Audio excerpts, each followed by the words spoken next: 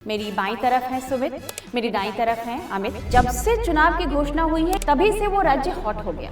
क्यों? पश्चिम बंगाल का जो चुनाव है, ममता बनर्जी अपने आप में बहुत फाइटर है, स्ट्रीट फाइटर कही जाती है। किसने किसको कहा गेट लॉस्ट? 4 सांसदों का डेलीगेशन चुनाव आयोग के अंदर गया और बाहर आकर कहते हैं कि हमें तो चुनाव आयुक्त ने कह दिया गेट आउट। आपको सिर्फ एक परसेप्शन दिखाना है कि जो है चुनाव आयोग बायस्ड है, तो उसका हम कुछ नहीं कर सकते। डेरेक ओब्रायन ने यहाँ तक बोल दिया कि मैं यहाँ पे सुनने नहीं आया हूँ, मैं अपनी सुनाने आया हूँ। अगर ऐसा कुछ हुआ होगा तो ये मुझे आश्चर्य नहीं करता है। इलेक्ट्रीफाइंग जो एक वर्ड है ना, ऐसी रैली में, पॉलिटिकल रैली में नहीं होता है जो हेमंत बिश्व शर्मा की रैली में होता है। हाल के कुछ चुनावों में चुनाव आयोग पर सवाल क्यों है? अब आदमी डर के मारे वोट में करने जा रहा है, क्या मेरा नाम तो नहीं कट जाएगा, इसीलिए सवाल खड़े हो रहे हैं। कांग्रेस पार्टी कहाँ है? कांग्रेस का फोकस असम में है, कांग्रेस का फोकस केरल में। 5 राज्यों में चुनाव लड़ रहे हैं, तो क्यों आप पर बंगाल के लिए सवाल क्यों न पूछा जाए? प्रधानमंत्री हर रैली में करें, चाहे कुछ भी हो जाए, चुन चुन के बाहर कर देंगे। नमस्कार, बहुत बहुत स्वागत है आप सबका रिपोर्टर्स अनकट के इस शो में। फिर से हाजिर हूँ अपने रिपोर्टर साथियों को लेकर के,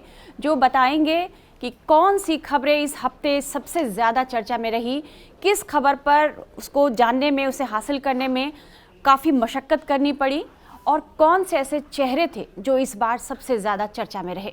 लेकिन उससे पहले मैं सबका परिचय भी करा दूं। मेरी बाईं तरफ है सुमित अवस्थी जी रोज़ाना ऐसी चक्रव्यूह रचते हैं, ऐसा चक्रव्यूह रचना करते हैं सवालों से कि हर सियासी दल उसमें आके फंस जाता है। आपको यकीन ना हो तो रोज़ाना शाम 7 बजे टाइम्स नाउ नवभारत पर आप उनका शो चक्रव्यूह देख सकते हैं। मेरी दाईं तरफ हैं अमित कुमार, टाइम्स नाउ नवभारत के नेशनल एडिटर हैं, और रिपोर्टर साथियों से कौन से रिपोर्टर कहाँ जाएंगे, किस तरह से खबर इकट्ठा करेंगे, इन सारी व्यवस्थाओं को, इन सारे इंतज़ाम को अमित देखते हैं और देश और दुनिया की खबरों पर वो नज़र भी बनाए रखते हैं।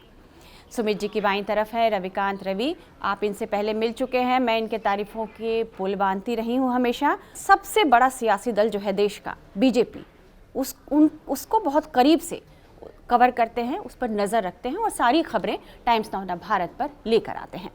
अमित कुमार की दाईं तरफ है रंजिता झा, कांग्रेस और देश और दुनिया की तमाम खबरों पर नज़र रखती हैं। तो दोस्त साथियों, चर्चा शुरू करें, लेकिन उससे पहले मैं बताऊं, मैं लोकतंत्र की ऐसी खूबसूरत तस्वीर देखी है मैंने कि नाज होता है कि हम ऐसे देश में हैं जहां वोटिंग करने के लिए, लोकतंत्र के इस महापर्व में हिस्सा लेने के लिए क्या महिलाएं, क्या बुजुर्ग, क्या नौजवान, सब लोग कतार में। अब वोटिंग ख़त्म हो चुकी है असम और केरला की और पुडुचेरी की, लेकिन जो असम और केरला की जो तस्वीर आई है वो बहुत खुशनुमा तस्वीर है। और वो जो असमिया साड़ी में पहनी हुई जो महिलाएं हैं, इतना खूबसूरत, उस राज्य की संस्कृति की जो पहचान है, वो हम सब उसको हमने देखा है। लेकिन इस जो अभी जो विधानसभा चुनाव हो रहे हैं उसमें 3 राज्यों में वोटिंग खत्म हो चुकी है, 2 राज्य बचे हैं। इसमें सबसे ज़्यादा हॉट है पश्चिम बंगाल। जब से चुनाव की घोषणा हुई है, या कह लें कि जब से चुनाव की आहट शुरू हो गई तभी से वो राज्य हॉट हो गया। क्यों? क्योंकि SIR का मुद्दा था, बांग्लादेशी घुसपैठियों का मुद्दा था, और इन सब को लेकर के TMC और BJP के बीच एक खींचतान बनी हुई है। इस बीच में चुनाव आयोग भी आ जाता है। TMC और चुनाव आयोग के बीच में एक झड़प जैसी हुई, वो कहानी मैं रंजिता से सुनना चाहूँगी। रंजिता, आप, मैं चाहती हूँ शुरुआत करो आप। ये क्या था, वो किसने किसको कहा गेट लॉस्ट, क्या ये बात सही है? और रवि कह रहे थे कि मैं भी इसके पीछे और कहानी बताऊंगा, तो आप पहले बताओ। तो शुरुआत आपने मुझसे की है, तो सबसे पहले तो ये कि पश्चिम बंगाल का जो चुनाव है, ये सिर्फ इसलिए नहीं कि SIR, बिहार में SIR हुआ, उसके बाद पश्चिम बंगाल में हुआ, बांग्लादेशी घुसपैठियों का जो मामला है ये नहीं, बल्कि ममता बनर्जी अपने आप में बहुत प्रखर वक्ता के तौर पे मानी जाती है, फाइटर है, स्ट्रीट फाइटर कही जाती है। और वो तस्वीर हमने कई बार स्क्रीन पर भी देखा। जब वो दिल्ली आई तो पूरा जो कह सकते हैं कि दिल्ली की मीडिया जो थी वो सिर्फ ममता बनर्जी के ही इर्द गिर्द घूम रही थी। और ये कई बार हुआ है, ऐसा पहली बार नहीं है कि चुनाव आयोग अगर TMC के सांसद गए हैं तो किसी तरह की वाद विवाद या आपस में तूतू मैमे वाली जो तस्वीर है या कहानी है वो पहले नहीं आई है। लेकिन इस बार इसलिए ये ज़्यादा दिलचस्प हो जाता है क्योंकि ये सिर्फ 7 मिनट की मुलाकात थी। यानी जो 4 सांसदों का डेलीगेशन चुनाव आयोग के अंदर गया वो सिर्फ 7 मिनट अंदर रहा। लेकिन उस 7 मिनट के अंदर क्या हुआ उसके पूरी वर्वेटम कह रहे हैं टीएमसी के सांसद, यहाँ तक कह रहे हैं, जो सूत्र बता रहे हैं कि उन्होंने वीडियो रिकॉर्डिंग उनके पास है, वर्वेटम उनके पास है कि किस तरह से वो वहाँ बैठे, कितने समय उन्होंने वेट किया। उसके बाद 3 चुनाव आयुक्त जो है वो पहुँचे, उनको कहा गया अच्छा क्या शिकायत है आपकी, वो पत्र हमें दीजिए। एक कर्मचारी आगे बढ़ा कि पत्र आप दे दीजिए, बोलते नहीं हम कर्मचारी को नहीं देंगे, आप पढ़ते ही नहीं है। फिर तो पत्र जो है वो सीधे चुनाव आयुक्त के हाथ में दिया गया। चुनाव आयुक्त को टीएमसी के एक सांसद ने जब बात करने लगे तो उनकी जो पिच है वो ऐसे भी थोड़ी हाई रहती है, टीएमसी के सांसदों की पिच हाई रहती है, उनकी थोड़ी ज्यादा हाई वहां हो गई। तो उन्होंने कहा देखिए हम कमरे में सिर्फ 7 लोग हैं, 4 आप हैं 3 हम हैं, इन 7 लोगों में आपको इतनी तेज आवाज में बात करने की जरूरत नहीं है, आप अपनी बात धीमे भी कह सकते हैं। अब उसके बाद जो बात बढ़ी, यहाँ तक बात बढ़ी कि ना तो वो लोग चाय पिए ना पानी पी उन लोगों ने, और बाहर आकर कहते हैं कि हमें तो चुनाव आयुक्त ने कह दिया गेट आउट। और वो यहाँ तक कह रहे हैं कि पहले चुनाव आयोग अपनी तरफ से इस पूरे जो हम लोगों की बैठक हुई है उसकी जानकारी दे, हमारे पास पूरा रिकॉर्डिंग है और हम वो भी दिखाएंगे किस तरह से चुनाव आयुक्त जो है वो विपक्षी पार्टियों के साथ भेदभाव करता है। रवि, मुद्दा क्या था? जो मैं सुन रही थी डेरेक ओब्रायन को, वो कह रहे थे कि हम कुछ सबूत देने गए थे चुनाव आयोग को कि आपके कुछ अधिकारी जो हैं एक खास पार्टी के साथ ताल्लुक़ रखते हैं। आप बता रहे हैं कि ऐसा शायद कुछ नहीं हुआ, कि ज्ञानेश कुमार ने नहीं कहा, किसी ने नहीं कहा कि गेट लॉस्ट? नहीं, देखिए डेरेक ओब्रायन जब अपनी बात रख रहे थे तो उनकी पिच हाई थी, ये चुनाव आयोग के जो सूत्र हैं वो बता रहे थे। उन्होंने कहा कि देखिए आप एक ऑफिस के अंदर हैं, ऑफिस का डेकोरम होता है, आप चिल्लाइए मत, आपको जो बातें कहनी आप बातें कहिए, जो आप कंप्लेन लेकर आए हैं मेरिट पर बात कीजिए। लेकिन वो बात माने नहीं, उन्होंने अपना वॉल्यूम ऊंचा ही रखा। तब चुनाव आयोग ने कहा, जो मुख्य चुनाव आयुक्त हैं, कि थोड़ा सा डेकोरम मेंटेन कीजिए और पोलाइटली बात कीजिए, अगर आपको बात नहीं करनी तो फिर जाइए। अगर आप हंगामा ही क्रिएट करने आए हैं, आपको सिर्फ एक परसेप्शन दिखाना है कि जो है चुनाव आयोग बायस्ड है, तो उसका हम कुछ नहीं कर सकते। आप हमें स्पेसिफिक कंप्लेन दीजिए, उस पर जो भी एक्शन होगा, कार्रवाई होगी, हम करने के लिए तैयार हैं। वो पूरा का पूरा जो रकस है जो 7 मिनट का, उसमें दोनों तरफ से हुआ। चूँकि पॉलिटिकल पार्टी है टीएमसी, उसने बाहर आके अपनी सारी बातें कहीं, चुनाव आयोग की तरफ से कोई बयान नहीं आया, लेकिन जो जानकारी मिली उसमें यही कहा गया कि चुनाव आयोग ने कहा कि ऑफिस की एक मर्यादा होती है, हम डेकोरम को मेंटेन करने के लिए आपको कह रहे हैं आप अपना लिखित कंप्लेन दीजिए, हम उस पर कार्रवाई करेंगे। लेकिन वो नहीं माने, तब उनकी तरफ से ये कहा गया कि आप नहीं मानते हैं तो बाहर जा सकते हैं। इसमें एक और चीज़ थी, आमतौर पर क्या होता है जब कोई पॉलिटिकल पार्टी जाती है तो एक सिस्टम बना हुआ है कि आप जाएंगे, तीनों बैठेंगे और वहाँ पर आप पहले अपना मेमोरेंडम देते हैं। पहले जो भी शिकायत वाले पत्र होते हैं पहले वो पत्र दिया जाता है। पत्र देने के बाद क्या होता है कि आपको जो बोलना है वो आप बोलेंगे, तो वो समय वो देखते भी रहते हैं, मतलब जो शिकायत है, और जवाब जो है ना वो हमेशा सीसी ही देते हैं। अगर कोई बात होती है तो फिर दूसरा आमतौर पे सीसी जवाब देते हैं। कल वाली जो बात हुई, जो बताया, उसमें फिर जब आपने कुछ बोला, डेकोरम की बात हुई, उसमें फिर वो सीसी ने कहा कि फिर तब आप जो बात करें फिर मैं भी बोलूँगा अपनी बात। तो वो डेरेक ओब्रायन ने यहाँ तक बोल दिया कि मैं यहाँ पे सुनने नहीं आया हूँ, मैं अपनी सुनाने आया हूँ। तो उनका ये कहना था कि अगर जब सुनना ही नहीं है तो फिर यहाँ क्यों खड़े हो, इट्स बेटर कि आप चले जाओ।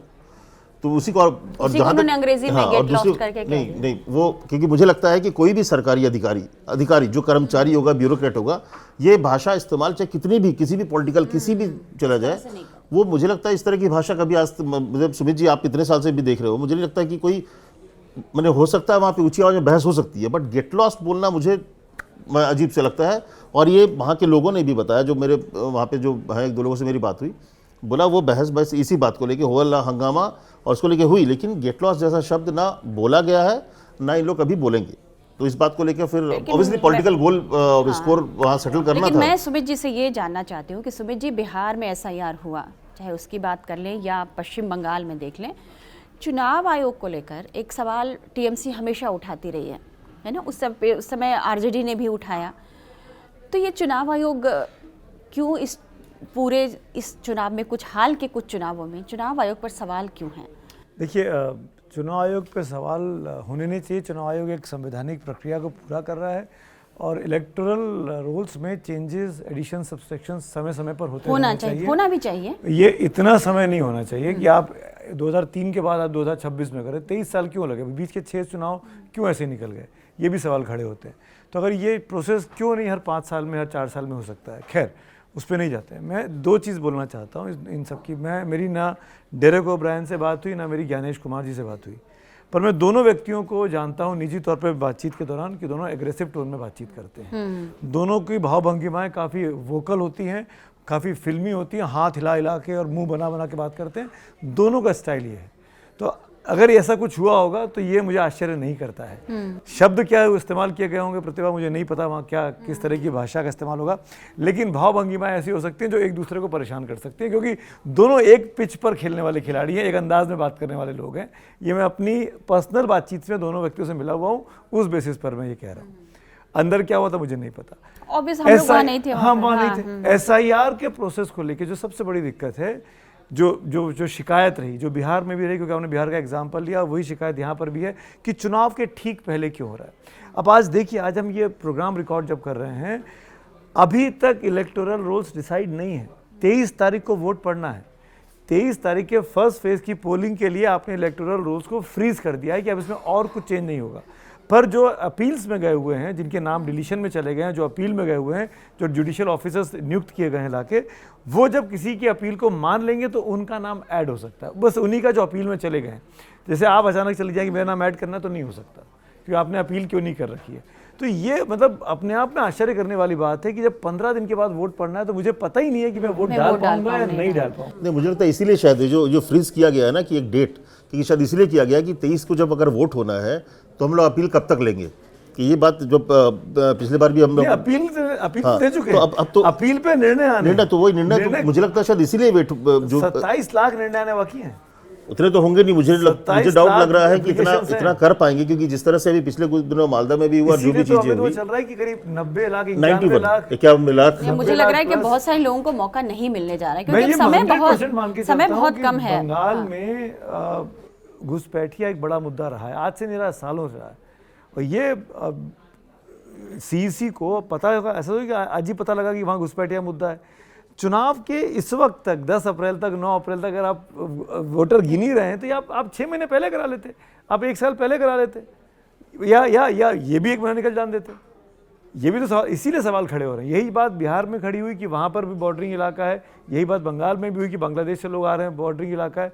आप पहले कर लेते, किसने मना किया था? आप तो चुनाव के इन वक्त में इस अफरा तफरी का माहौल है, अनिश्चितता बनी हुई है। मैं अपनी बात कर रहा हूँ, मेरे घर में 2-3 हेल्प हैं, वो सब बंगाल जा रही है। इनफैक्ट आप सबके घर में जो यहाँ रहती हैं, सबके उनको इस बात का डर है कि अगर वो नहीं वोट डालेंगी इस बार जाके, अपना नाम नहीं देखेंगी, उनके पास जो तमाम रियायतें मिल रही हैं वो सब खत्म हो जाएंगी। उनको इस बात का डर है। तो ये जो डर, ये जो आप चुनाव में जाते हैं, उत्साह में जाते हैं कि मैं को याद है हम बचपन में थे तो वो बिल्ला इल्ला मिलता था, कैंप, हम वो सब बंद हो गया, झंडा पूरी इस तरह की आपने इतने रिस्ट्रिक्शंस लगा दिए। अब कलर्स खत्म हो गए। अब आदमी डर के मारे वोट में करने जा रहा है, क्या मेरा नाम तो नहीं कट जाएगा? तो आप जब डर के मारे पार्टिसिपेट करने जाओगे तो क्या बात पार्टिसिपेट करोगे? वो उत्साह, वो उसके लिए चुनाव आयोग को कोशिशें करनी चाहिए। वो कैसे और इंक्लूसिव। नहीं, और बंगाल में तो SIR की वजह से लोग ज़्यादा वो कर रहे हैं, क्योंकि इस बार नाम कट रहे हैं। इस कारण से जैसे हमारे यहाँ पे हमारी सोसाइटी में कम से कम 40 से 45 जो मेड है वो सब लोग गई हुई हैं, और कई लोग तो अपने कुछ उधार लेके गई हैं कि भाई हमको पहुंचना है, क्योंकि इस बार अगर नंबर नहीं जुड़ेगा तो लगभग 1.5 से 2 महीने के लिए हर कोई पहुंचा हुआ वहाँ पे, क्योंकि उनको लगता है कि नाम जोड़ना है, वो जो फैसिलिटीज़ जो मिल रही है वो सब मिल रहा है, और साथ ही साथ ये जो घुसपैठ वाला मामला हो रहा है वो सबसे ज़्यादा दिक्कत उनको कर रहा है कि बाई चांस अगर वो नहीं बना पाई तो उनके पास एक डॉक्यूमेंट कम होगा। तो ये वजह है। और देखिए ये तो अमित, जो आदमी 30 साल पहले, 40 साल पहले किसी भी वजह से नौकरी के लिए, आजीविका के लिए, मान लीजिए बांग्लादेश से असम में आ गया या दिल्ली में आ गया, दिक्कत तो है, तो उसकी शादियाँ हो गई, उसके बच्चे यहाँ हो गए, वो 60-65 साल का व्यक्ति हो गया है।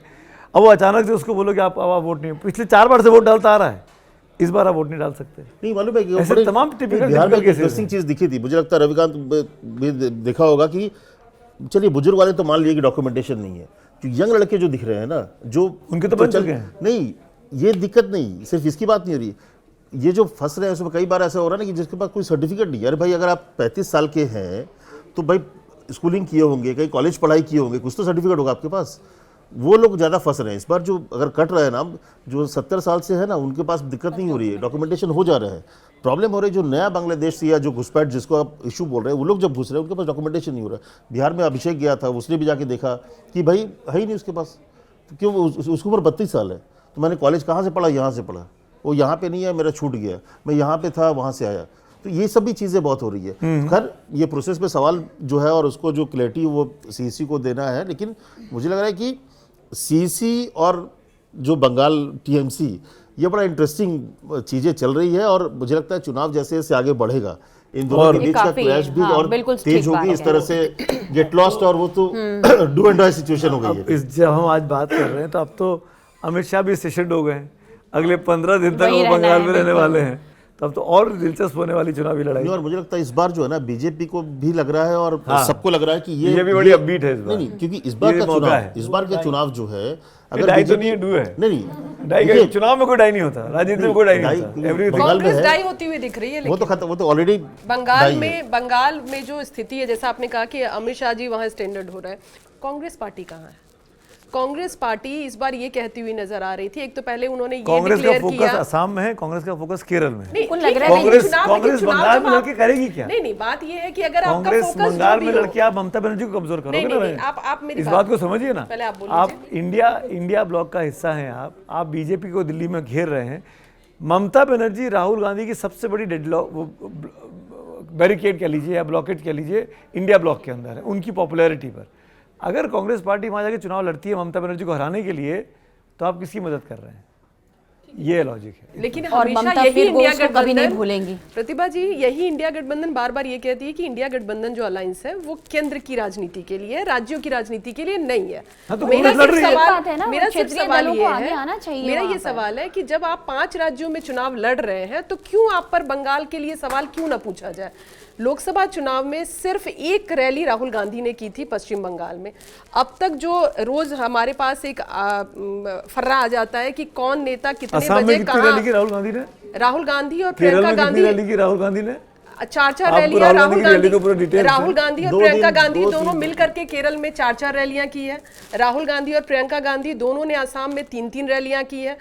मैं बंगाल का इसलिए कह रही हूँ क्योंकि बंगाल में अभी तक कोई बड़ा चेहरा आपको प्रचार करता हुआ नहीं ये हो दिख रहा सकती है रंजिता कि कांग्रेस के रणनीतिकारों को लगता है कि जहां गुंजाइश नहीं है कहा वहां घुसने की जरूरत बंगाल नहीं में है, कोई दिख नहीं रहा है। हाँ। और इधर सारी की सारी फोर्स बीजेपी की बंगाल ही पहुंची हुई सबसे है। बड़े हाँ। नेता पहुंच रहे। लेकिन मुझे लगता है कि 9 के बाद हो सकता है कि अब 9 के बाद बीजेपी और कांग्रेस की कार्यशैली में फर्क भी तो है। अब उसमें देखिए क्या है कि इस बार के अगर चुनाव को बंगाल को देखें तो बीजेपी के किसी नेता से आप बात करते हैं तो वो ये कहता है कि इस बार जो है ना उम्मीद लग रही है, और इसलिए उम्मीद लग रही है तो हमने अपनी पूरी ताकत लगाई हुई है। अब देखिए कि यूपी, बिहार, पूरे देश से जो सांसद हैं उनको 1-1, 2-2 विधानसभा दे रखी है, किसी को 10 विधानसभा का इंचार्ज बना रखा है और उन 10 को मॉनिटर करने के लिए एक ऊपर व्यक्ति बिठा रखा है। तो ये क्यों बिठा रखा है कि केंद्रीय मंत्री को लगा रखा है और उनको बोला कोई सैटरडे संडे कोई त्यौहार नहीं, पूरा 29 तक वहीं रहना है, सबको चुनाव कराना है। और उनको लग रहा है कि SIR ठीक से हुआ है।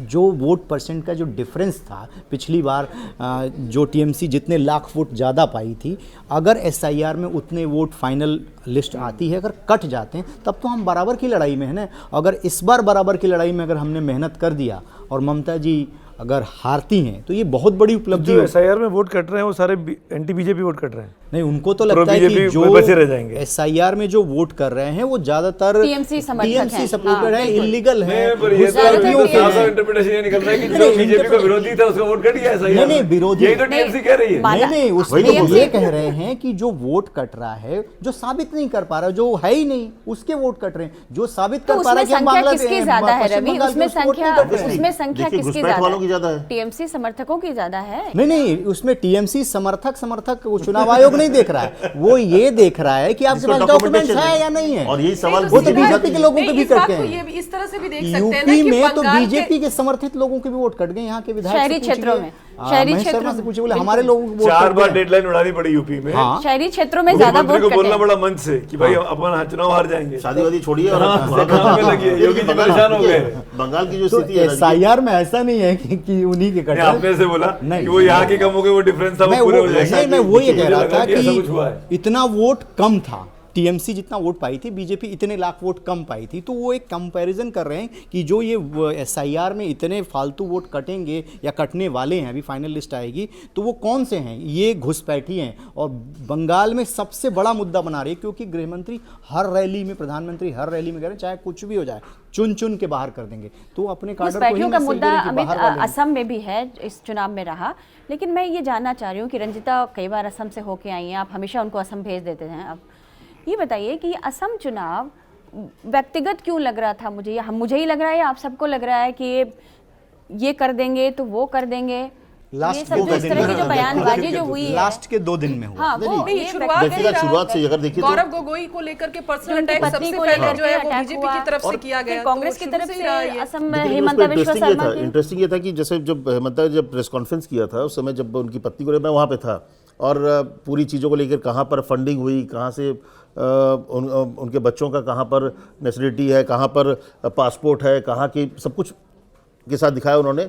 और गौरव गोगोई को लेकर भी कहा कि 10 दिन जो पाकिस्तान गए थे उसके बारे में तो जो सवाल पूछे गए तो उसका गौरव गोगोई ने कभी उस तरह से मैंने आप एक सवाल के जवाब उन्होंने कभी दिया नहीं, स्पष्टीकरण उस कभी तरह से नहीं दिया कि पाकिस्तान भी गए और क्या किए सब कुछ है। ये जो लास्ट 2 दिन में जो हुआ वो ऑब्वियसली अगर आप सवाल उठाएंगे तो उधर से भी उठा सवाल और पत्नी को लेकर उठा और एकदम पर्सनलाइज ऐसा। ये मुझे लगता है असम में पहली बार ऐसा चुनाव हुआ जिसमें एकदम जो दोनों टॉप नेता है वो उनकी पत्नियों के ऊपर आके चीजें हुई। हालांकि गौरव नहीं, पत्नी के साथ साथ गौरव पे भी सवाल था, लेकिन इन पर इनकी पत्नी के साथ हुआ तो बहुत पर्सनलाइज हुआ और उसको लेकर पुलिस की छापेमारी से लेकर तमाम चीजें यहाँ गई। पवन खेड़ा घर पे पवन खेड़ा जी वायरल हैं। नहीं, वो चीज़ तो ठीक है कि जब 3 पासपोर्ट वाली बात की उसको बीजेपी ने खारिज किया और वगैरह वगैरह की, उस पर मुकदमा भी करा दिया, खेड़ा साहब के घर पुलिस भी पहुंच गई। पर वो जो व्योमिंग आइलैंड वाला मामला है कि व्योमिंग में उनके 52,000 करोड़ का बिजनेस है, उस पर कोई जवाब नहीं दे रहे हेमंत बिश्व शर्मा। 52,000 करोड़ रुपए अमेरिका के व्योमिंग में आपने इन्वेस्ट कर रखे हैं, इसका जवाब क्यों नहीं दे रहे हैं? दुबई के पास, दुबई का गोल्डन वीज़ा है उनके पास, इसका जवाब क्यों नहीं दे रहे हैं?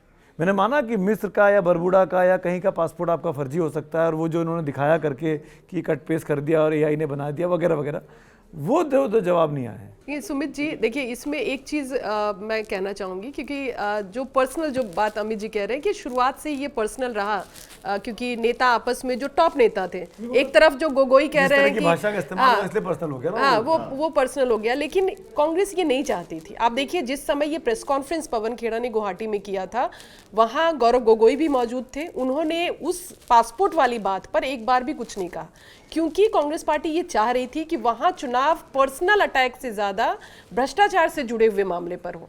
और वही जो कहीं ना कहीं जो बार बार कांग्रेस के साथ होता है कि कांग्रेस घेरने तो जाती है बीजेपी को, लेकिन कई बार अपने सेल्फ गोल में फंस जाती है। वो कह सकते हैं कि उस तरह की स्थिति भी असम में है। इसमें मारती है। ये जो डॉक्यूमेंटेशन जो बात हो रही थी, पवन खेड़ा को किसी ने सपोर्ट ये तो मेरा सवाल है इसमें रंजिता। डॉक्यूमेंटेशन की बात मेरी सुबह जी से थोड़ी देर पहले बात हो रही थी कि ये जो डॉक्यूमेंटेशन जो दिखाया पवन खेड़ा ने, ये इनके किसी एक और प्रवक्ता, सीनियर प्रवक्ता के पास 1-1.5 महीना पहले आ गई थी। जो समझदार, आप क्या बोलोगे, उन्होंने थोड़ी समझदारी दिखाई और उसने पूछा सामने वाले से कि भाई ये जो आप दिखा रहे हो पासपोर्ट, उसके साथ कोई सबूत है, कोई डॉक्यूमेंट? नहीं, प्रवक्ता, सीनियर प्रवक्ता है। तो उन्होंने पूछा उनसे कि भैया ये है तो डॉक्यूमेंट में बताओ मुझे। तो उसने कुछ देना, उनके पास था ही नहीं कोई सबूत, तो वो उन्होंने मना कर दिया। हाँ, ये भी चर्चा है, पवन बीजेपी खेड़ा के लोग ही दे रहे हैं। पवन खेड़ा यही पवन कह खेड़ा रहे यही कह रहे हैं। हैं। शर्मा का जो विरोधी कैंप है, मुझे ये भी बताइए सीधा आप सीधा लोग। सोनोवाल पे असर गया कि कुछ दिन पहले आपको याद होगा एक सोनोवाल की चिट्ठी भी आई थी और कि जिसमें उन्होंने कहा था कि बहुत करप्शन हो रहा है और हेमंत बिश्व शर्मा के खिलाफ उनकी चिट्ठी थी बाकायदा। क्योंकि सबसे पहले चिट्ठी मेरे पास आई, मैंने उनके ऑफिस भेजा, सोनोवाल के ऑफिस भेजा कि भाई ये सच है क्या? तो बाद में उन्होंने कहा कि एफआईआर दर्ज करा रहे हैं और एफआईआर जब दर्ज कराई है उसमें बाकायदा मैंने नाम भी डाला है कि अमित कुमार जो है, जो टाइम्स नेटवर्क के, हाँ। और फिर पुलिस की फोन आई मेरे पास कि भैया ये आपको कहाँ से मिला? तो फिर मैंने चेन बताया कि भाई वहाँ पे सोशल मीडिया में चल रहा है। नहीं, जब ज्वाइनिंग चुनाव में आप भी एक किरदार बन गए। मेरे नाम पे एफआईआर में मेरा नाम है भाई। अरे वाह। नहीं, मुझे एक सवाल का जवाब दो रंजिता। तो क्या पवन खेड़ा ने ये प्रेस कॉन्फ्रेंस राहुल गांधी की सहमति के बिना की? ये एलिगेशन राहुल प्रियंका की जानकारी के बिना लगाया?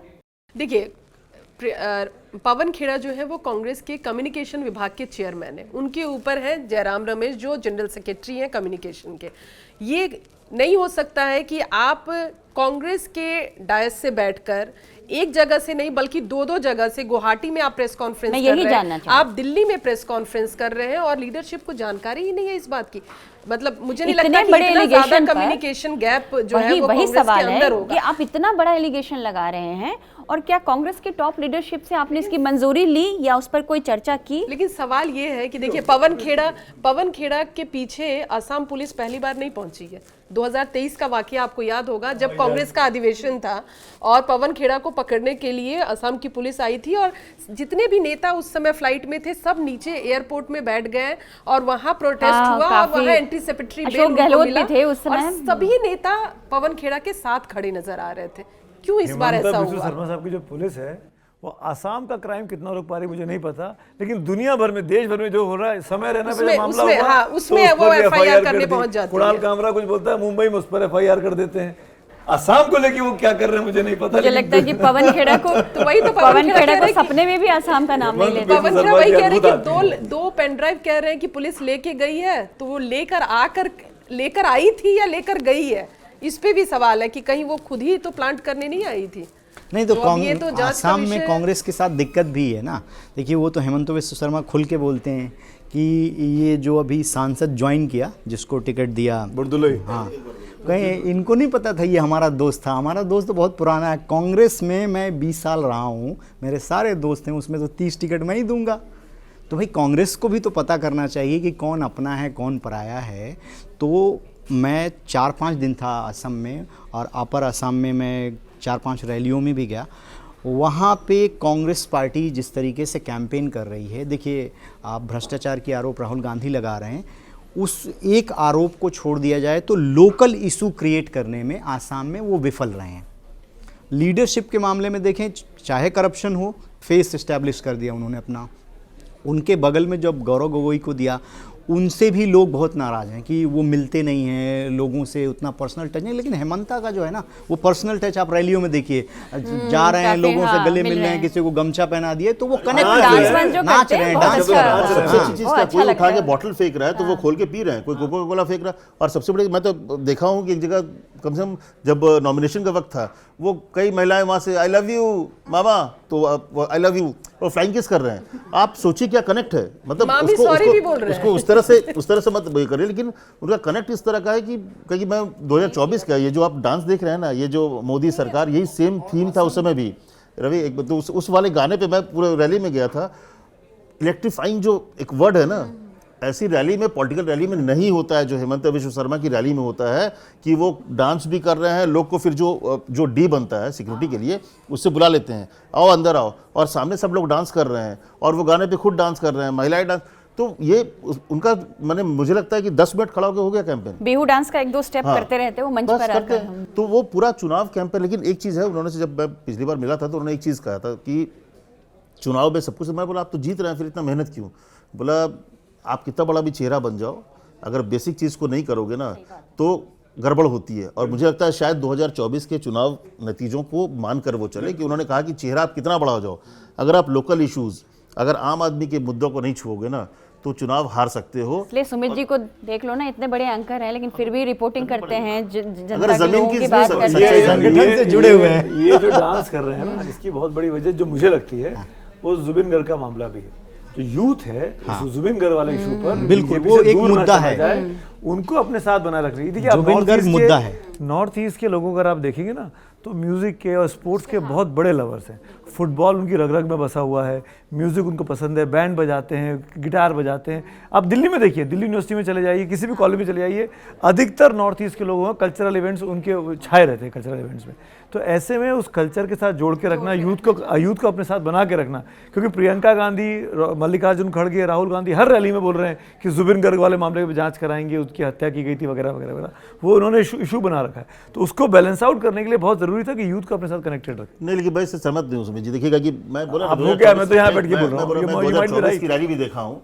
2024 में कम से कम 10-12 दिन था मैं लोकसभा के दौरान, वो लगभग हर रैली में ये गाना बजता था, थोड़ी देर पहले थिरकते थे, फिर भाषण होता था और फिर लास्ट जो उनकी रैली खत्म होती थी इसी गाने के साथ, और ऐसी वो तो मैं ये बोल रहा हूँ कि ये उनका अपना स्टाइल है, उन्होंने शायद अपनी स्टाइल ये बनाया है कनेक्ट करने का। और मैंने वो चीज़ को भी देखा वहाँ पर, जब जो एक कॉन्स्टिट्यूंसी भूल रहा हूँ जहाँ पर वो लोकसभा के दौरान गए थे, ऑब्वियसली पूरे मुसलमान था और मुझे बोले कि अब देखो मैं पूछ भी सारे, मतलब एक व्यक्ति भी वहाँ पर था जो नॉन मुसलमान हो, सब मुसलमान थे। और अब ठीक है वहाँ का, कि उन्होंने एक शुरुआत ही ये किया था कि लोकल वर्सेस आउटसाइडर, तो इसलिए हेमंत बिश्वा शर्मा बोलते हैं कि मुझे लोकल मुस्लिम का वोट मिलता है क्योंकि मैंने उसके हितों की रक्षा की। और मैंने जब इंटरव्यू किया नहीं, पर आप उस चीज़ पे क्या बोलेंगे जो उन्होंने बोला खेड़ा साहब के लिए? हाँ, खेड़ा साहब के लिए जो बोला, मैं तो शब्दों को बोल भी नहीं पा रहा हूँ, छोड़िए, वो बॉडी लैंग्वेज में भी नहीं बोल पा रहा हूँ जो उन्होंने देखिए, की, वो जो खूब वायरल हो रही है। हाँ, गुस्से में उन्होंने बोल दिया वो कई चीजों को। लेकिन गुस्से में नहीं, ये जो तो भी नहीं बोला कर इस सकते तरह एक की भाषा मुख्यमंत्री तो होने के सही नाते नहीं। इस तरह का। एक वो भी चाहे वो आप जब मल्लिकार्जुन खड़गे जी ने भी बोला कि बीजेपी वाले आरएसएस वाले दिखें अगर आप नमाज पढ़ रहे हो तो उसको छोड़ के पहले उसको मारो, वो भी गलत है। गुजरात को लेकर जो उसमें बयान माफी दिया, मांग, गुजरात वाले में माफी मांग उनको समझ में आ गया कि गुजरात में गुजरात वाले में माफी मांग ली उन्होंने, नहीं, ये वो तो वायरल। उनकी पर कॉन्स्टिट्यूएंसी पर हेमंत बिश्वा शर्मा ने माफी नहीं मांगी है। वो समय उनका जो बॉडी लैंग्वेज था तो मैं कर भी नहीं पा रहा हूँ, मन बड़ा कर रहा करने का कि उस जैसे समय उन्होंने एक गोली वाले को हटवा दिया था, गोली मारने वाला वीडियो हटवा दिया था। मैं एक आज सुबह सुबह मेरे पास एक फ़ोन आया था, चुनाव की बात चल रही है तो मैं सोचा बता दूं। और एक हमारी बहुत परिचित हैं बिहार में, वो सोशली बहुत एक्टिव हैं और पॉलिटिकली भी बहुत एक्टिव रहती है, छोटे छोटे उसमें जाती रहती हैं कार्यक्रमों में। तो उनका फ़ोन आया, उन्होंने कहा कि क्या 2029 में मैं भी चुनाव लड़ सकती हूँ? मैंने कहा लड़ सकते हो, क्यों नहीं लड़ सकते हो? मैंने कहा महिला आरक्षण बिल आ रहा है और लड़ सकते हो। तो उन्होंने पूछा क्या तैयारी करनी होगी? मैंने कहा भाई सबसे पहले आपको किसी पॉलिटिकल पार्टी के साथ जुड़ना होगा, और नहीं तो आप इंडिपेंडेंट लड़ना चाहती हैं तो अपने आप को आपके समाज में अपनी वो उस तरह की पैठ बनानी होगी। तो वो फिर पूरा डिटेल पूछने लगी कि क्या विमेन, मैंने कहा कि ये आज रिपोर्टर संकट होगा तो मैं अमित जी से या फिर सबसे पूछूंगी कि विमेन रिजर्वेशन बिल पे थोड़ा लोग जानना चाहते हैं, महिलाएं जानना चाहते हैं बहुत ज़्यादा कि ये जो प्रधानमंत्री नरेंद्र मोदी का आज मैं लेख भी पढ़ रही थी, कई अखबारों में छपा है कि विमेन रिजर्वेशन बिल जो मुझे लग रहा है इसके लिए खास तौर पर 16 अप्रैल का जो संसद का सत्र होगा बुलाया कल जाएगा। कैबिनेट ने मंजूरी भी दी उसको। पर बताइए जरा इसको कि क्या 29 से ही प्लान है? उस लेख में भी है कि 29 का जो लोकसभा चुनाव होगा और उसी दौरान होने वाले विधानसभा चुनावों में भी इसका देखिए फायदा होगा। कल कैबिनेट थी, कल कैबिनेट ने इसको मंजूरी दी है और अभी तक की जानकारी के मुताबिक 13 तारीख को 4 जगहों पे बड़े प्रोग्राम होने जा रहे हैं जिसमें महिलाएं ही सिर्फ रहेंगी और दिल्ली बीजेपी के 3 सांसदों, महिला सांसदों को जिम्मेदारी सौंपी गई है। तो एक इस बिल को सदन में लाने से पहले, ये रिजर्वेशन देने से पहले एक पूरा इंटरैक्शन जो है प्रधानमंत्री का है कि उनका विज़न क्या है, आप लोगों के लिए क्यों किया जा रहा है। तो एक पूरा खाका तैयार किया जा रहा है। फिर 16, 17, 18 सेशन है। कितनी सीटें इसमें जो कह रहे हैं कि ये 816 सीटें हो जाएंगी। हाँ, और 200 एग्जैक्ट नंबर महिला वाला बोल रहा है लेकिन टोटल नंबर 273 है शायद, 543 सीट। 273 के आसपास महिलाओं के है। लिए और टोटल नंबर ऑफ सीट जो है ना वो 816 होंगी। हाँ। और हर 15 साल में रोटेशन होगा। हालांकि कुछ क्लैरिटी हम लोग बात भी कर रहे थे कि रोटेशन में क्या सिस्टम होगा, लेकिन 2:1 माना गया कि एक कॉन्स्टिट्यूंसी में माने 2 बार मेल होगा और 1 बार फीमेल होगा। अब हालांकि मेल सांसदों को अभी से डर लग रहा है क्योंकि हम तो हट जाएंगे, बट 3 महिला जो 3 बार लगातार होंगी वो पावरफुली चौथे बार भी आ सकती हैं, दावा हो सकता है उनका। तो अभी ये है, इसमें कई सारी चीज़ें अभी आपको निटी-गिटी जो बहुत दिखना पड़ेगा। अभी पहले तो पुराना वाला 3 बिल होंगे उसमें जो पहले मुझे एक चीज़ अमित आप ये बताओ, आप और रवि कोई भी समझा सके कि ये जो 2034 का प्लान था वो 29 के लिए प्रीपोन क्यों कर दिया गया? जब पहले जो बिल आया था नारी बंधन अधिनियम बिल जो 23 में पास हुआ, उसमें तो यही था कि भाई 26 के बाद जनगणना होगी, 26 में उस जनगणना के बाद डिलिमिटेशन होगा और डिलिमिटेशन के बाद लागू होगा। तो जनगणना के 2 साल, डिलिमिटेशन के 2 साल, मतलब ये खत्म होते होते 30 आ जाता, तो 34 में ये लागू हो पाता। तो ये 34 से 29 करके 2011 की जनगणना पे चले गए, ये जल्दबाजी क्यों है? नहीं, जिसको देखिए इसको 2 तरह का पक्ष, अगर आप एक तरह बोल जो भी सकते फैक्ट हैं। है। मुझे तो इसमें बंगाल चुनाव नजर आता है। नहीं, देखिए बॉस, नहीं, मेरा ये मानना है कि इसमें कोई गलत नहीं। पॉलिटिकल पार्टी के फैसले जो हैं वो राजनीतिक लाभ के लिए होते हैं, क्योंकि उनके जो फैसले सही है या गलत है ये वोट तय करता है। अगर वो उस फैसले के बाद अगर जो इलेक्शन होता है, क्योंकि हर इलेक्शन में, क्योंकि मुझे याद है कि जब डिमोनेटाइजेशन हुआ था 2017 की बात है, तो उसके कुछ दिन बाद ही मैं प्रधानमंत्री मोदी जी से मिला था पार्लियामेंट में। तो मैंने बोला सर इतने बड़ा फैसला हो गया, अभी यूपी का चुनाव है, गड़बड़ नहीं हो सकता है? तो बोला देखो 2 चीज़ उन्होंने कहा था कि जब भी चुनाव होता है तो यहाँ तो हम लोग की सिस्टम हो गया, हर 6 महीने में चुनाव हो रहा है, तो फैसला तो आपको लेना है। और ऊपर से अगर मैं कोई फैसला लूँगा बुरा होगा तो फैसला जनता रिजेक्ट करेगी, लेकिन फैसला तो लेना पड़ेगा ना, क्योंकि मेरे को जो हमारी सरकार है वो 272 प्लस की है। जब सरकार चलाने के लिए फैसला होता है, जब आपको 272 से कम होता है तो हम फैसले लेंगे। तो बड़े क्लियरिटी है। तो इसीलिए मुझे लगता है ये बार कोई भी फैसला जो सरकार ले रही है महिला आरक्षण, ऑब्वियसली उसका पॉलिटिकल फायदा लेने के लिए, और इसीलिए क्योंकि बंगाल चुनाव के बाद यूपी है और 24 में, क्योंकि अगर आप देखिए तो 2024 के जो नतीजे हुए कहीं ना कहीं कुछ यूपी में वोट थोड़ा उनका सा, शिफ्ट हुआ होगा, कोई तो एक आधार कमजोर हुआ है, तो उसको भरपाई हो सकता है महिला आरक्षण करने के बाद, जो कि महिला सेक्शन जो है पहले से भी बीजेपी के साथ है, लेकिन ये एक ऐसा सेक्शन है जो कि हमेशा कास्ट बैरियर तोड़ता है। महिला हमेशा महिला हमेशा कास्ट बैरियर तोड़ा है। हाँ, तो इसीलिए मुझे जहाँ पे 50% आबादी को अगर टारगेट कर रहे हैं तो मुझे लगता है ये बड़ा मूव है 2024 से पहले। और जब भी आप करेंगे ये सवाल होता है कि ऐसा मूव है कि कोई विरोधी नहीं कर सकता, कोई नहीं कर सबको महिलाओं का वोट मुझे चाहिए। लगता है बड़ा क्रांतिकारी कदम है। मतलब आप संसद की जो तस्वीर होगी बस ना वो उसमें प्रीपोन जो किया गया ना कि पहले या तो पहले की प्लानिंग में कमी थी कि 34 क्यों ले गए, जो बिल पास हुआ था उसी को अमेंड करा कैबिनेट ने। हाँ, तो जो बिल पास हुआ था, जो बिल पास हुआ था 2034 के को सोचकर हुआ था ना, लेकिन प्रीपोन करने की ना सबसे बड़ी चीज टाइमलाइन नहीं था, इसीलिए अब इस बार टाइमलाइन के साथ होगा और पहले डीलिंक किया जाएगा कि जो 2026 के सेंसस से जोड़ा जाएगा उसको डीलिंक किया जाएगा, और इसीलिए पहले वो होगा और सेशन के दौरान जो बिल होगा इसके बाद फिर डिलिमिटेशन कमीशन बनेगा, तो और उसमें इसके बाद क्योंकि देखिए 2 साल मिनिमम लगना है उसको, ऑब्वियसली तैयारी में करते तो आप नहीं हो पाता। आपको सिस्टम होता है, नॉमिनेशन के 2 दिन पहले कैंडिडेट का अनाउंसमेंट होता है, वो नॉमिनेशन करते हैं और चुनाव पार्टियों के पास है पूरा सिस्टम है, वो ट्रेंड कर देंगे। अगर आपको टिकट मिलेगा 3 दिन में आपको सारी चीजें सिखाएंगे कि 3 दिन में सांसद बना देते हैं। ठाकुर को सिखा मिनिमम दिया चीजें ना। मैथिली ठाकुर जैसे लोगों को उसके लाए। बाद पूरा प्रोसेस आपको सपोर्ट System करता है ना, सपोर्ट करता है ना। ठीक है। अगर आप इंडिपेंडेंट जाना चाहते हैं तो मेहनत शुरू करनी हालांकि इसमें पड़ेगी। एक चीज है, अगर आपके पास पॉलिटिकल बैकग्राउंड उस तरह का नहीं है तब तो आपको मेहनत अभी से हाँ, करना तो पड़ेगा, जरूरी 4 नहीं है दुकान ना बैठना पड़ेगा। कि जरूरी नहीं हालांकि है ना देखिए ये जो 3 दिनों का जो सेशन होना है इसमें जो रीजनल पार्टियां हैं, हालांकि देखिए विरोध कोई पार्टी नहीं करेगी क्योंकि हर पार्टी को महिला का वोट चाहिए और हर पार्टी को ये पता है कि बिना महिला के वोट के वो जीतेंगे नहीं। लेकिन जो रीजनल पार्टियां, चाहे वो डीएमके है, सपा है, आरजेडी है, ये ओबीसी आरक्षण की बात वो लगातार कह रहे हैं क्योंकि वो उनका कहना है कि एसटी एससी का तो काउंट हो चुका, अब क्या ये जो सेंसेक्स आप करेंगे इसमें ओबीसी काउंट होगा, अगर होगा तो क्या उनको रिजर्वेशन दीजिएगा। दूसरा जो बार बार कहा जा रहा है कि दक्षिण की जो राज्य हैं उनके साथ भेदभाव होगा, जो लगातार कई राजनीतिक पार्टियों ने उठाया है कि आज अगर आप संख्या बढ़ा भी देते हैं, जैसा 800 कुछ संख्या 816 हो जाएगी, तो उनका कहना है कि भाई हो जाएंगी ठीक है, लेकिन उसमें भी तो जो बड़े राज्य हैं उनको फायदा है क्योंकि उनकी सीटें तो फिर बढ़ रही है और उस एवरेज में जो छोटी पार्टियां हैं, जो छोटे राज्य हैं, उनकी सीटें एवरेज जो है वो कम होगा। ये भी एक सवाल है। छोटे राज्य की बात नहीं है, पॉपुलेशन, पॉपुलेटेड राज्य, यूपी, बिहार, राजस्थान, मध्य प्रदेश, जो नॉर्थ इंडिया के राज्य हैं, यहाँ की जो पॉपुलेशन डेंसिटी है वो ज़्यादा है compare to south, Tamil Nadu, Kerala, Karnataka, Andhra Pradesh. क्यों? क्योंकि वहाँ पर लिटरेसी ज़्यादा थी, तो वहाँ पर पॉपुलेशन को कंट्रोल करने के तरीके ढूंढे गए।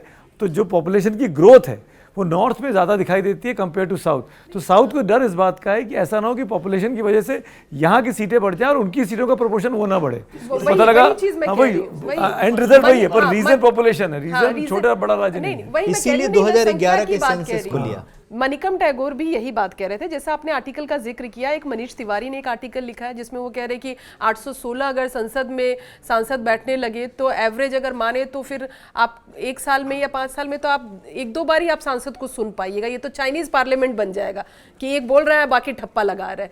क्या इस तरह की व्यवस्था हो जाएगी? क्योंकि सवाल हर राजनीतिक पार्टियों के पास है। भविष्य के गर्भ में है कि कैसे होगा, ये कैसे इम्प्लीमेंट होगा, कैसे महिलाएं आएंगी, ये सब सवालों के जवाब 545 में भी मुझे लगता है 60 से 70% ऐसे होते हैं जो सांसद कभी बोलते ही नहीं है। ये तो देखिए आपके खुद के भीतर भी होता है और पार्टी तय करती है। पार्टी अगर चाहेगी जिसको देना बोलेगी, और आप अगर खुद लोकल इश्यूज उठाने लगेंगे, हर दिन 0 आवर मौका मिलता है। अरे महीने में मैंने पर डे 20 होता है लोकसभा में और राज्यसभा में, तो क्यों अगर आप करोगे तब ना। नहीं, पर हमें ये सुनने में बड़ा अच्छा लगता है, हाउस चलता भी कहाँ है, शोर शराबा, हंगामा, कागज फेंक, ये फेंक, हाउस अलग है। सबसे अधिक गाज गिरती है प्राइवेट मेंबर बिल पे और क्वेश्चन आवर पे, जब तुरंत कैंसिल कर दो, पोस्टपोन कर दो। 0 आवर पे। और साथियों, मैं इसलिए चाय नहीं रखती हूँ आप लोगों के लिए। चाय रखूंगी तो हमारी बातचीत और लंबी हो जाएगी, लंबा चलता रहेगा। हम चाय पिला देंगे, हम जल्दी छोटा कर देंगे। नहीं, मैं इसलिए चाय नहीं मना कर देती हूँ कि चाय मत लाना। चाय के नाम पे इकट्ठा करती हो, चाय कभी नहीं पिलाती ना रंजिता बोलना बंद करेंगी, ना रवि, ना सुमित जी, ना अमित जी। बस मैं जल्दी चाहती हूँ कि बंद करूँ बोलना, क्योंकि अब इनका काम हो गया, इनका एपिसोड हो गया, इनका कियारे पूरा हो गया सब। हम लोगों का मैंने सवाल पूछ लिए, मुझे जितना पूछना था इनका काम पूरा हो गया। अब जाइए, अब आप लोग, मेरा शो भर गया। अब आपको कोई सवाल पूछना हो तो इन चारों से पूछिएगा, मेरा काम यहाँ खत्म हो गया। साथियों, हमें सभी कैमरामैन साथियों का भी बहुत बहुत धन्यवाद, ब्रजा जी का भी शुक्रिया, इतने साथियों का इतनी देर इंतजार करना पड़ता है। फोकट में तो ले आते हैं। नहीं, अगले हफ्ते नहीं मिलेगा तुमको। चलिए आज के एपिसोड में बस इतना ही। धन्यवाद। मिलते हैं फिर आपसे अगले हफ्ते।